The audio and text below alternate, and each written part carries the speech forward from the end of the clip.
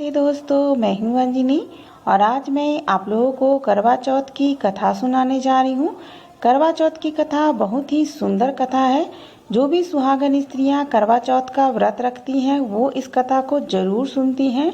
तो जो भी लोग इस कथा को सुनने जा रहे हैं वो एक बार जोर से बोलेंगे करवा चौथ माता की जय।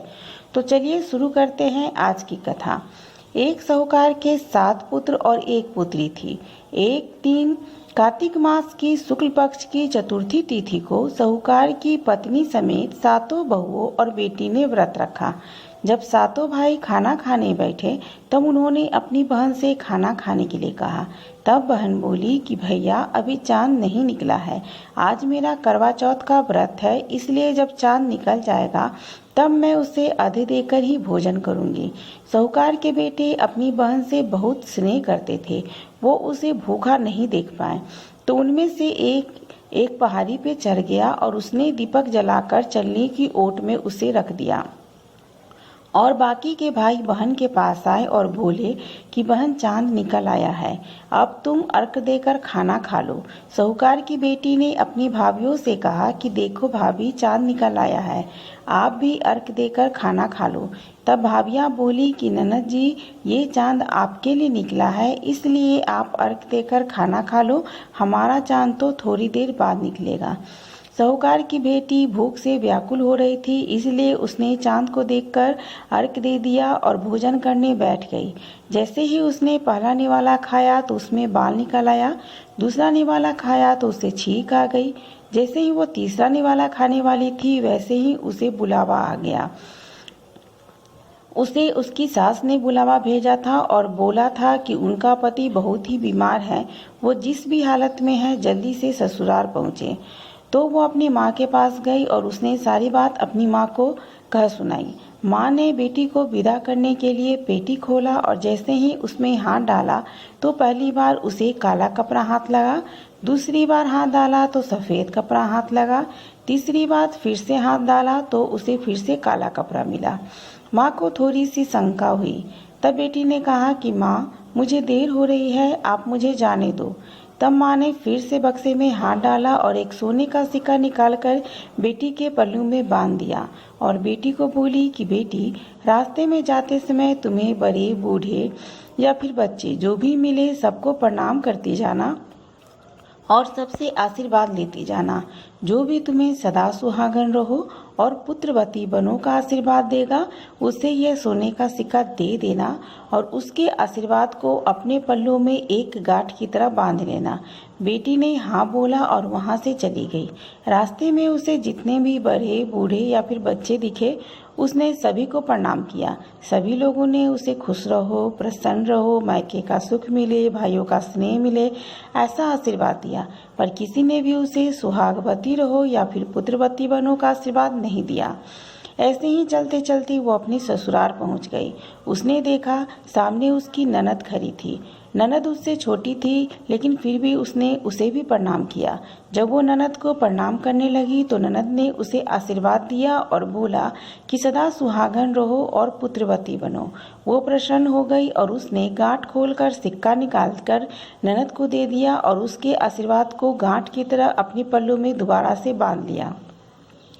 जब वो घर के अंदर गई तो उसने देखा कि उसका पति मृत पड़ा हुआ है और परिवार के सारे लोग जोर जोर से रो रहे हैं। वो भी विलाप करने लगी। सारे लोग उसके पति के शव को ले जाने लगे तो वो बोली कि नहीं, मैं अपने पति के शव को आप लोगों को नहीं ले जाने दूंगी।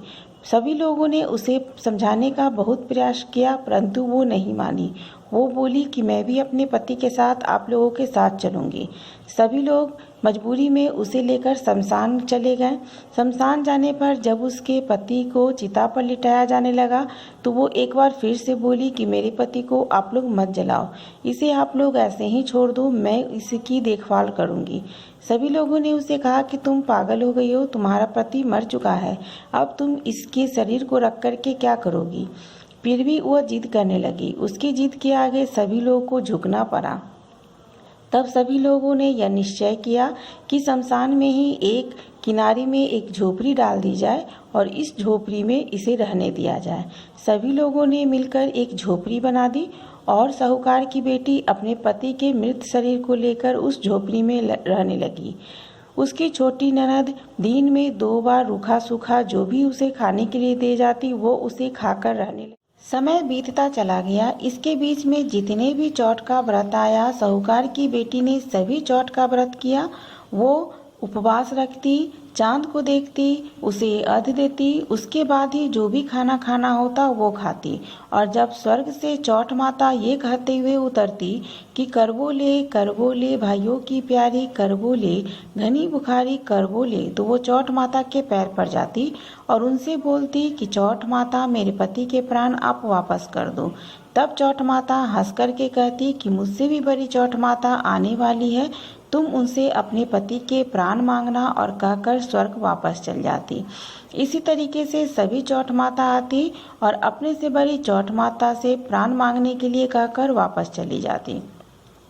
करते करते अश्विन की चौथ माता आई और उन्होंने भी कहा करवो ले भाइयों की प्यारी, करवो ले घनी बुखारी, करवो ले।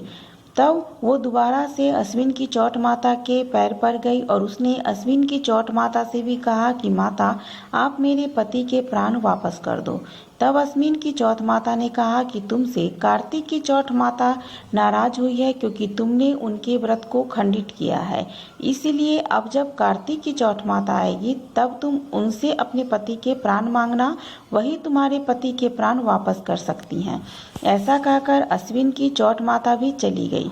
उसके बाद साहूकार की लड़की ने अपनी ननद को बुलाया और ननद को बोला कि ननद जी आप मुझे 16 श्रृंगार का सामान और करवा ला के दो। तब ननद गई और ननद ने अपनी माँ से कहा कि भाभी 16 श्रृंगार का सामान और करवा मांग रही है।